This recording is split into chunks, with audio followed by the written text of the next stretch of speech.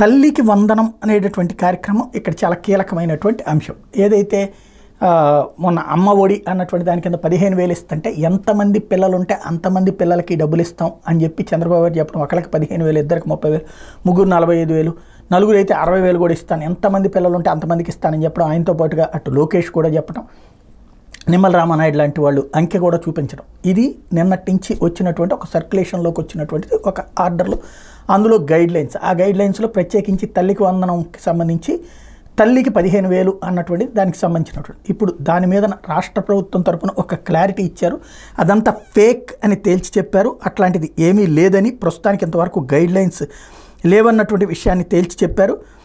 తల్లికి వందనం పథకం మార్గదర్శకాలు అసలు ఇంకా ఖరారు చేయలేదు అని పాఠశాల విద్యాశాఖ ప్రకటించింది. ఈ పథకం కింద 15,000 రావాలంటే ఇవే మార్గదర్శకాలను సోషల్ మీడియాలో జరుగుతున్న తప్పుడు ప్రచారమైన నమ్మద్దని కోరింది. ఈ పథకం విధి విధానాలు ప్రభుత్వం రూపొందించిన తర్వాత విడుదల చేస్తామని, అప్పటి వరకు ఎట్లాంటి అవాస్తవాలు నమ్మద్దని సూచించింది.